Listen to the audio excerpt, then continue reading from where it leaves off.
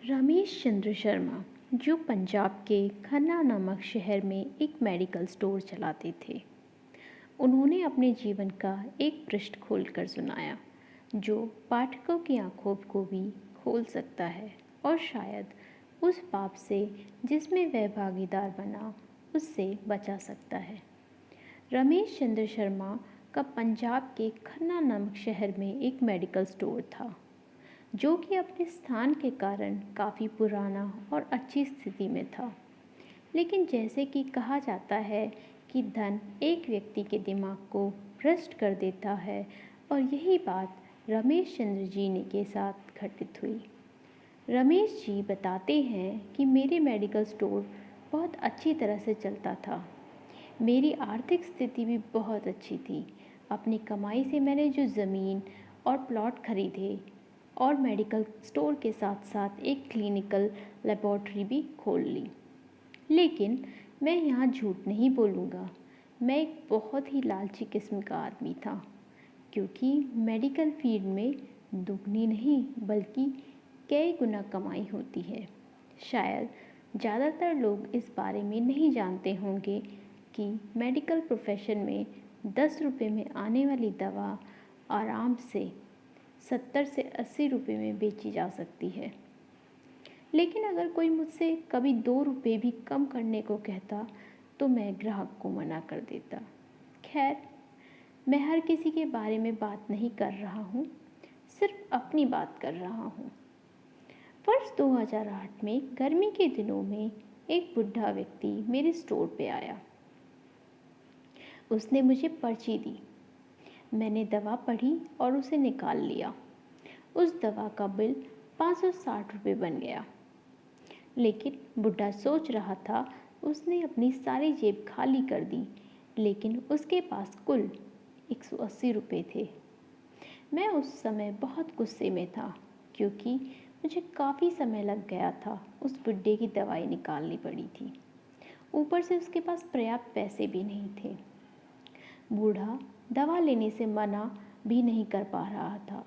शायद उसे दवा की सख्त ज़रूरत थी। फिर उस बूढ़े व्यक्ति ने कहा, मेरी मदद करो, मेरे पास कम पैसे हैं, मेरी पत्नी बीमार है, हमारे बच्चे भी हमें नहीं पूछते, मैं अपनी पत्नी को इस तरह वृद्ध अवस्था में मरते हुए नहीं देख सकता। लेकिन मैंने उस समय उस बूढ़े व्यक्ति की बात नहीं सुनी और उसे दवा वापस छोड़ने के लिए कहा। यहाँ पर मैं एक बात कहना चाहूँगा कि वास्तव में उस बूढ़े व्यक्ति की दवा की कुल राशि 120 रुपये बनती थी। अगर मैंने उसे 150 रुपये भी ले लिए होते तो भी मुझे 30 रुपये का मुनाफा हुई। लेकिन मेरे लालच ने उस बूढ़े व्यक्ति को भी नहीं छोड़ा। फिर मेरी दुकान पर खड़े दूसरे ग्राहक ने अपनी जेब से पैसे निकाले और उस बूढ़े व्यक्ति की दवा खरीदी। लेकिन इसका मुझ पर कोई असर न पड़ा। मैंने पैसे लिए और बूढ़े की दवाई दे दी। समय बीतता गया। वर्ष 2009 आ गया। मेरे इकलौते बेटे को ब्रेन ट्यूमर हो गया। पहले तो हमें पता ही नहीं चला, लेकिन जब पता चला तो बेटे की मृत्यु के कगार पर था। पैसा बहता रहा और लड़के की बीमारी खराब होती गई। प्लॉट बिक गया, ज़मीन बिक गई, आखिरकार मेडिकल स्टोर भी बिक गया। लेकिन मेरे बेटे की तबीयत बिल्कुल नहीं सुधरी। उसका ऑपरेशन भी हुआ और जब सब पैसे ख़त्म हो गए तो आखिरकार डॉक्टरों ने मुझे अपने बेटे को घर ले जाने और उसकी सेवा करने के लिए कहा। उसके पश्चात 2012 में मेरे बेटे का निधन हो गया। मैं जीवन भर कमाने के बाद भी उसे नहीं बचा सका। 2015 में मुझे भी लकवा मार गया, मुझे चोट भी लग गई। आज जब मेरी दवा आती है तो मैं उन दवाओं पर खर्च किया गया पैसा मुझे काटता है, क्योंकि मैं उन दवाओं की वास्तविक कीमत जानता हूँ। एक दिन मैं कुछ दवाई लेने के लिए मेडिकल स्टोर पर गया। 100 रुपये का इंजेक्शन मुझे 700 में दिया गया, लेकिन उस समय मेरी जेब में 500 रुपये ही थे और इंजेक्शन के बिना ही मुझे मेडिकल स्टोर से वापस आना पड़ा। उस समय मुझे उस बूढ़े व्यक्ति की याद आई और मैं घर चला गया।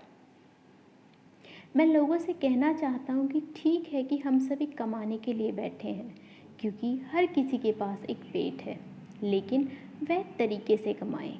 गरीब लाचारों को लूट कर कमाई करना अच्छी बात नहीं, क्योंकि नरक और स्वर्ग केवल इसी धरती पर ही है, कहीं और नहीं। और आज मैं नरक भुगत रहा हूँ। पैसे हमेशा मदद नहीं करते, हमेशा ईश्वर से भय से चलो, इसका नियम अटल है, क्योंकि कई बार एक छोटा सा लालच भी हमें बहुत बड़े दुखों में धकेल सकता है। धन्यवाद।